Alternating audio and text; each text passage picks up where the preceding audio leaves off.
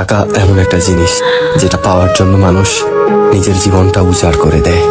মানুষ বলে যে টাকায় সবকিছু হয় না, কিন্তু সত্যি তো এটাই যে বর্তমানে টাকা ছাড়া মানুষের কোনো অস্তিত্ব নেই।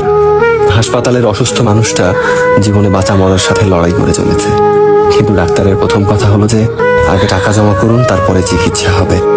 স্কুলে পড়লে টাকা, কলেজে শিক্ষা নিতে গেলেও টাকা, আর চাকরিতে সম্মান টাকার কাছে হার মেনে যায়। কোথাও গেলে টাকাটাই সবার আগে দরকার হয়।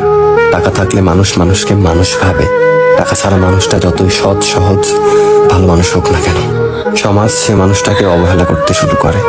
বাস্তবতা তো এটাই যে টাকা শুধু দরকারই হয় না, আজকাল মানুষের সব থেকে বেশি প্রয়োজনীয় জিনিস হয়ে উঠেছে। টাকা আছে সেই ঠিক, সেই সব থেকে সম্মানী ব্যক্তি এবং সম্মানের যোগ্য। আর যার কাছে টাকা নেই, তার সত্যিগুলোকেও খুব সহজে মিথ্যে বানিয়ে দেওয়া যায়।